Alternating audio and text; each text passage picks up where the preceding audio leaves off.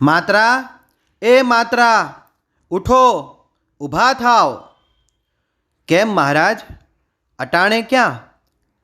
આ વરસાદ તો જુઓ, મુશળધાર પડે છે. ક્યાં જશો? તમે તૈયાર થાવ ને, ઘોડી પલાણો, અબ ઘડી જવું છે. આજ્ઞાંકિત માત્રો ઊભા થયા, શૈયા તજી, ઘોડી પલાણી, માણકીને પણ તૈયાર કરી. મેઘલી રાત જામી છે. સાંબેલાની ધારે વરસાદ વરસી રહ્યો છે. સૌરાષ્ટ્રની ધરતી જળબંબાકાર છે. વીજળીની શમશેર લઈ ઇન્દ્ર આભના સમ્રાંગણમાં ઘૂમી રહ્યા છે. ભયંકર ગર્જના સાથે વાદળાનો કાફલો સારંગપુરને માથે વહી રહ્યો છે. મહારાજની અપલક આંખો અગોચરમાં વિહરી રહી હતી. રૂમઝૂમ કરતી માણકી આવી. મહારાજે કેશવાળી સંવારી, રેશમી સરક ઝાલી, પેઘડે પગ દીધો ને સવાર થયા. હજુ માત્રાને મન કુતૂહલ શમ્યું નથી. એણે કહ્યું, મહારાજ, કેણીકોર હાલવું છે? આણીપા પાણી છે ને પેણીપા પાણી છે. આ સારંગપુરને 3 નદીઓ ભેટી છે. પ્રભુ, જુઓ તો ખરા, બધી નદીઓ એક થઈ છે. તે ધોળી, ઉતાવળી ને ફલ્ગુ. આમાં આપણો ક્યાં ગજ વાગે? ગઢડેય નહીં જવાય ને કાર્યાણી નહીં જવાય, બોટાદ નહીં જવાય ને બરવાળાય નહીં જવાય. બધે જળ હિલોળે છે. વરસાદ તો વરસે જ જાય છે. શ્રીજી મહારાજને માત્રા ધાધલ શું કહે છે એ પર ધ્યાન જ નહોતું. એ તો પોતાની જ લીલાને માણી રહ્યા હતા. જવાનું એકવાર નક્કી કરે પછી ફેરવે તો મહારાજ શાના? માત્રા, આપણે કાર્યાણી જવું છે. પણ મહારાજ, થોડુંક ખમો. આ ઉતાવળી ફલ્ગુના પાણી ઉતરતા વાર નહીં લાગે. હમણાં તો ઉપરવાસના ઘોડાપુર છે. મોં સૂજણું થયે પણ ઉતરશે નહીં. કાલે સીધાવીશું. કાર્યાણી ગામના ધણી વસતા ખાચર પલંગ પર પોઢ્યા છે. પણ પત્ની સીતાબાની ઊંઘ ઉડી ગઈ. એમનું મન હરિવરમાં લાગી ગયું હતું. ક્યાં હશે મહારાજ? આવા કાળ તાંડવમાં તો કાચા મકાનનો શો ભરોસો? મહારાજ તો ભક્ત વત્સલ છે. કોઈના ઘેર રહ્યા હશે. ઝૂંપડું હોય કે કૂબો, કાચા કે પાકા, એમને મન ભક્તોના ભાવ પાસે બધું નહીવત છે. વળી વિચરતા જ રહે છે. બધી ઋતુઓમાં એમનું તો વિચરણ ચાલ્યા જ કરે છે. આ ચોમાસું છે તો ક્યાંક ચાતુર્માસ ગાળીએ એવું નહીં. હે મહારાજ, આપનું દેહ અમને કૃષ્ણાર્પણ કર્યું છે. સાચવવું અમારા હાથમાં છે. આ વરસાદમાં પલળી ગયા હશો, ધ્રુજતા હશો.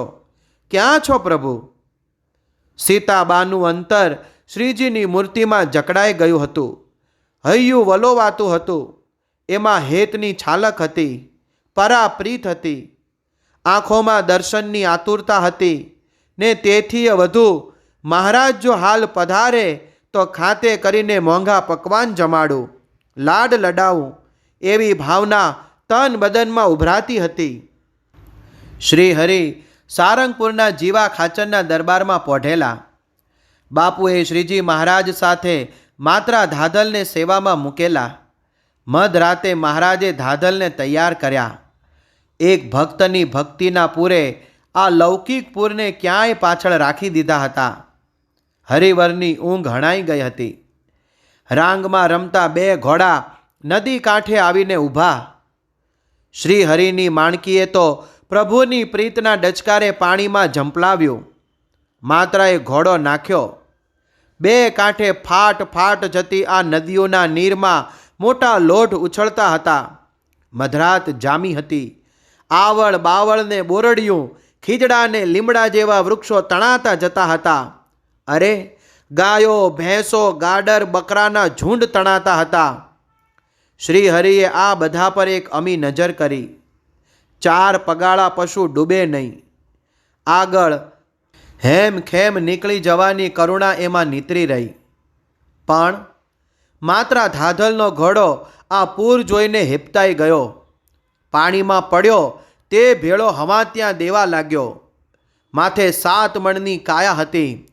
લોઠકો ઘોડો પણ આ પૂરમાં ઘસડાયો ને લોઢમાં ફંગોળાયો. એ મહારાજ, માત્રાએ બૂમ મારી, હું પાછો જાઉં છું, આમાં જીવનું જોખમ છે. મહારાજે કહ્યું, ભલે, અમે તો અબ ઘડીમાં પહોંચી જઈશું. પૂરની સાથે ગેલ કરતી હરિવરના હાથમાં રમતી દેવમણી જેવી માણકીને આજ જાણે રમત રમવા મળી હતી. એ જાણતી હતી કે પીઠ પર બેઠેલા પ્રભુના જરિયાન વસ્ત્રો પલળી ગયા છે, પણ શું થાય, મહારાજને એની પરવા નહોતી. માત્ર માંડ માંડ પૂર સાથે તણાતા તણાતા ખાંભડા નજીક કાંઠો ચઢ્યા. એમને આશ્ચર્ય એ થયું કે માણકી નીકળી ને આ ઘોડો ન નીકળી શક્યો. હત તારી! કાર્યાણી દરબારની ડેલીએ શયનગૃહની બારીમાંથી એક માથું ઓતરાદું ડોકાઈ રહ્યું છે, પલળી રહ્યું છે. ઇન્દ્રની લીલા નિહાળતી બે આંખો સજેલી વજેલીની વાટે ચોંટી ગઈ છે, અને આશ્ચર્ય વીજળીના ઝબકારે ઘોડી દીઠી. અસવાર જોયો, ફરી વીજળી થઈ, વસ્ત્રો ચમક્યા, નક્કી માણકી ને આગંતુકનો અણસાર પારખ્યો. ઓહો, માણીગર મહારાજ પધાર્યા! સીતાબાનું હૈયું હાથ ન રહ્યું, જાણે કે હમણાં બહાર ઉછળી પડશે. વરસાદનું તાંડવ તો ચાલુ જ હતું. જળથી લથપથ શ્રીહરિના દર્શન અદ્ભુત હતા. માથે તરબતર પાઘનું વજન અને નીતરતા પાણીના રેલાઓથી વદન કમળ શોભતું હતું. સીતાબાએ ઝટપટ ધણીને જગાડ્યા. ઉઠો, મહારાજ પધાર્યા છે. અરે મહારાજ, અત્યારે ક્યાંથી હોય? વસતા ખાચરને વિશ્વાસ ન આવ્યો, પણ ફરી ઢંઢોળ્યા ને કહ્યું, ઝટ નીચે હાલો. બંને નીચે ઉતર્યા. મહારાજે ચપળતાથી પેઘડું છાંડ્યું. માણકીની સરક આપા વસ્તાએ ઝાલી લીધી. અરે મહારાજ, તમે અટાણે ક્યાંથી? જવાબમાં માણીગરનું મંદ સ્મિત મુખ પર વિલસી રહ્યું. નેત્રોમાં કરુણાસભર વાત્સલ્ય હતું. લાવો બા, જે હોય તે, ભૂખ લાગી છે. મહારાજ, બેસો, તાપો, અબ ઘડી તૈયાર કરી દઉં છું. સીતાબાએ તૈયારી કરવા માંડી. તાપણું કર્યું. વસતા ખાચરે પોતાના નવા નકોર વસ્ત્રો મહારાજને ધર્યા. વસ્ત્રો બદલી શ્રીહરિ રસોડે પધાર્યા ને સાંગા માચી પર બિરાજ્યા. તાપણી તપતા શ્રીહરિને જોઈ બે નયનો તૃપ્ત થતા નહોતા. મધુમહી મગન ભઈ જૈસે મખિયા જેવો ઘાટ થયેલો. મધરાત તો ક્યારની ભાંગી ગઈ હતી. હરિવરાજ પોતાના ભક્તને લાડ લડાવવા આવ્યા હતા. સીતાબા એક પછી એક વાનગી તૈયાર કરતા ગયા. મહારાજની વાતો સાંભળતા સાંભળતા સમય ક્યાં પસાર થઈ ગયો તેનું ભાન ન રહ્યું. નિદ્રા તો ક્યારની ઉડી ગઈ હતી. કુકડો બોલ્યો, વહાણું વાયું ત્યારે ખબર પડી. શ્રીહરિ રાત્રિના 4 વાગે જમ્યા. શ્રીજીને પરમહંસોએ ભક્તવત્સલ કહીને વંદન કર્યું છે, સ્તુતિ કરી છે. ખરેખર શ્રીહરિ ભક્તવત્સલ હતા. ભક્તિમાં સીતાબા ચઢે કે વસતા ખાચર, એ નક્કી કરવું મુશ્કેલ હતું. વારસાની સંપત્તિ આપા વસ્તાએ શ્રીજી મહારાજ પર ન્યોછાવર કરી દીધી હતી. એનું પ્રેરક બળ હતા સીતાબા. મહારાજ સાથે સમાગમમાં રહેવા સીતાબા વસતા ખાચરને અવારનવાર પ્રેરતા. એકવાર વરતાલ જતા મહારાજ માર્ગમાં કાર્યાણી રોકાયા ને વસ્તાને સાથે આવવા કહ્યું. તેઓ કહે, મહારાજ, આ ઓરડાના છાપરા નવા કરવા છે, વાંસ વળિયું નંખાવવી છે, નળિયા ચઢાવવા છે, કાટ લેવા ગાડા ભાવનગર ગયા છે.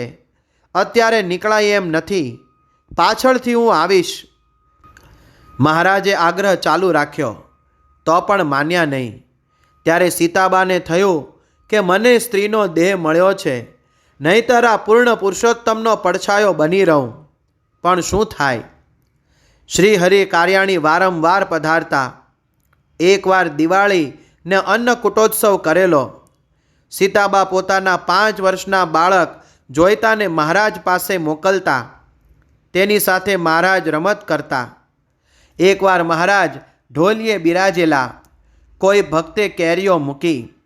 જોઈતાનું મન કેરી લેવા લલચાયું. મહારાજે જાણી લીધું. જોઈતો કેરી લેવા હાથ લાંબો કરે. મહારાજ કેરી લઈ બાજુમાં મૂકી દે. પલંગ ફરતો એ ફરે. મહારાજ કેરીઓ લઈ બીજી બાજુ મૂકે. જોઈતો થાક્યો. મહારાજ કહે, તું એમ કર, તારી આ સોનાની ઉતરી છે તે મને આપી દે તો તને કેરી આપું. તરત જોઈતાએ સોનાની ઉતરી કાઢી આપી. મહારાજે તેને કેરી આપી. તે ખુશખુશાલ થતો મા પાસે ચાલ્યો ગયો. મહારાજે સભાજનોને કહ્યું, આપણો જીવ આ નાના બાળક જેવો છે, અજ્ઞાની છે. આ સાંકળામાંથી ગાડા ભરીને કેરીઓ આવે, બાળકને એની કિંમત નથી. એમ ભગવાન મૂકીને જીવ વિષય માટે અમૂલ્ય દેહ વેડફી નાખે છે. મહારાજ વસ્તા ખાચરની અવારનવાર સંભાળ લેતા. એકવાર તેમનો હાથ પાક્યો ત્યારે ગઢડેથી નિત્યાનંદ સ્વામીને ખબર કાઢવા ખાસ મોકલ્યા હતા. પછી ગોપાળાનંદ સ્વામીને મોકલ્યા હતા અને ખુદ પોતે ખબર કાઢવા આવ્યા હતા. સીતાબાના પીઠ બળથી વસ્તા ખાચરે મહારાજને રાજી કરી લીધા. જ્યારે તેઓ અક્ષરવાસી થયા ત્યારે કારજ કરવા જેટલી સ્થિતિ સીતાબાને નહોતી.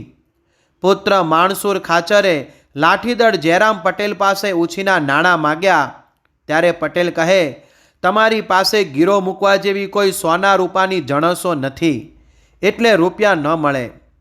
આ વાતની મહારાજને જાણ થઈ. મહારાજે પટેલને દર્શન દીધા ને કહ્યું, દરબારનું કારજ તમારે કરવાનું છે, એક પૈસો લેશો નહીં. પટેલે રાજીપે જવાબદારી ઉપાડી લીધી. આમ જીવનના અંત સુધી શ્રીહરિ એમના પડખે રહ્યા. ધન્ય છે સીતાબાની ભક્તિને, ધન્ય છે.